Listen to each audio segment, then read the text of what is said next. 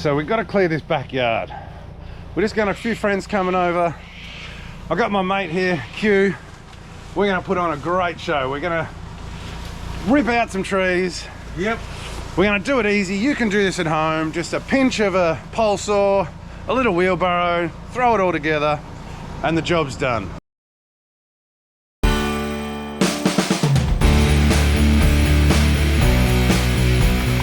So today we're going to do a how to cut your own trees in your backyard with a pole saw. Here we've got a pole saw. This is it's a larger petrol-powered pole saw, but you can buy battery saws, which are much lighter, and you can get combi saws, all sorts. But we've got this professional saw because we're professional tree workers. But any saw will do. We'll be here for a couple hours. So what have we got? We've got a pencil pine of some sort, some kind of side, but we're just basically pruning off little bits around the yard. So we'll just show you some pruning cuts and how to tackle some trees, and how to get your tree done and your yard done in 15 minutes. All right, here's our pole saw. First thing, check the fuel. All fueled up. Okay, there is an air filter under here, which you don't generally need to check because it doesn't really get near the cutting head. It doesn't get too dusty. Check it from time to time. So starting a pole saw down in the ground, put full choke on, give it a few pumps. It's a cold saw, so we want full choke.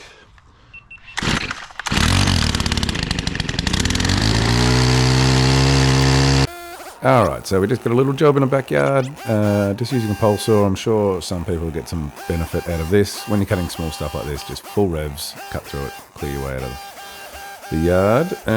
I'll tell you some more little bits about pole saws as we go. So when you're cutting these, you can see there's lots of little branches in here. You just always want to start at the bottom, work your way around, and then work your way up as high as you can.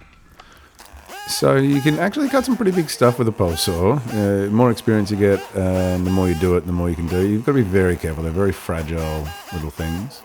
Oh, it's a mess, isn't it? Jeez. The common problem people have is the branch will fall down on the pole saw cutting head. So whenever you finish cutting, you want to make sure the cutting head moves up and away from the branch rather than drops to the ground. And surprisingly, if anyone doesn't know this, the exclusion zone for a pole saw is 15 bloody meters. So you have to kick everyone off the work site to get any pole saw work done, apparently. You're also only meant to carry them, operate them at 60-degree angle. So 90 degrees would be straight up above your head. 60 degrees is, it's not that steep. So you probably wouldn't get much work done if you followed those rules. So you've got to break those rules and get the job done. But be wary, because things can fall straight down on your head, especially larger branches, and you can easily break pole saws. Anyone who's been in the game for long enough will have at least bent one pole saw, surely. And anyone who says they haven't is a liar or doesn't use pole saws. But yeah, I love them. Like this job, we probably should have climbed it really, but I thought maybe we'd be able to just cut it all up and then maybe knock the top out with a pole saw, which is what we did. Got a few furry friends up there too. There's a few. Yeah. Client doesn't care. Yeah, so we'll just get them and they'll run into another tree. Come on. Hey, little bushy. Hey. Hello. They're brutal. Are they? Oh mate, don't let one latch hold of you. Alright, well that's all the possums out of the tree.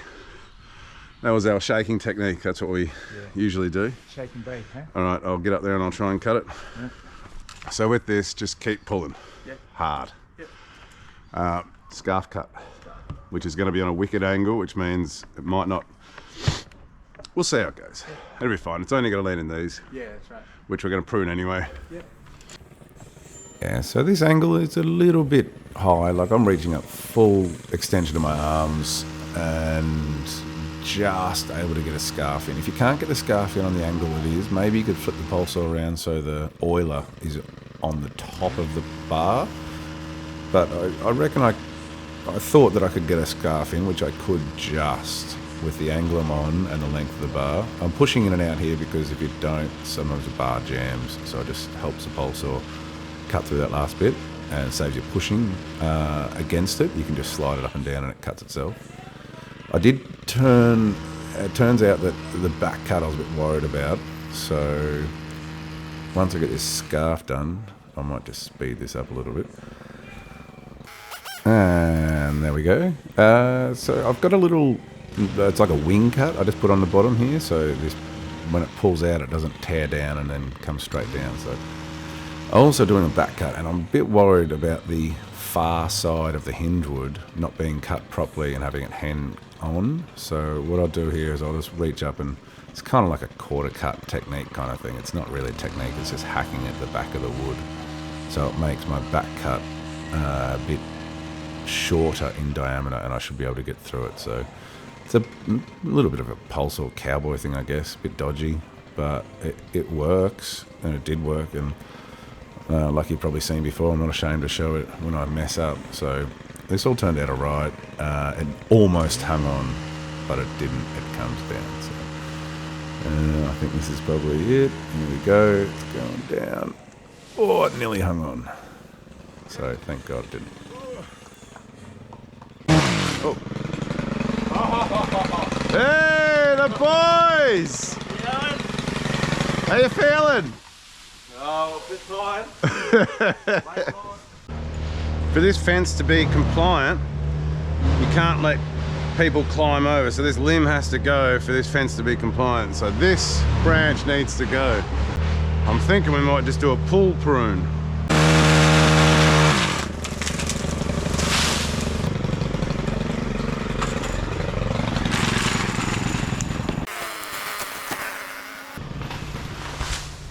Oh! Oh no!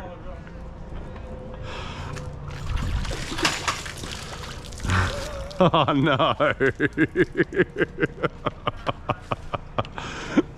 Ah! Well, looks like we're going to have to drain this out. We can finish that with a chainsaw. Hey, something happened to your polesaw. We went for a swim. Yeah, we'll have to drain all the water out of the chamber. Alright, so the polesaw went for a swim while I was running. Do you want me to start chopping while you do that? Do whatever you can. Yeah, done. Alright, so there's a lot of water in here, which is not good. Yeah, so I'm no mechanic. I'm no small engine mechanic or big engine mechanic, or I'm not even very mechanically minded.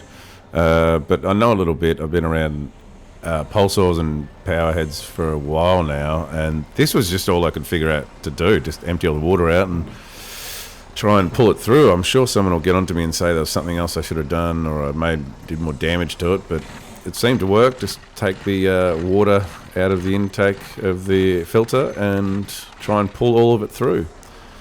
And it seemed to work. Start it up.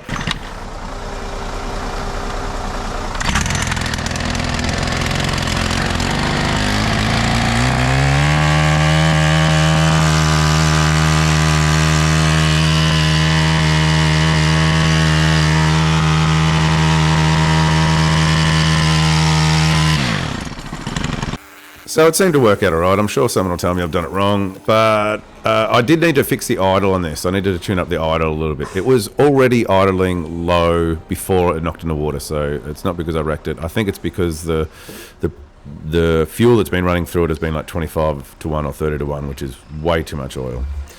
So thanks for watching a very boring video. Hopefully it wasn't too boring for you.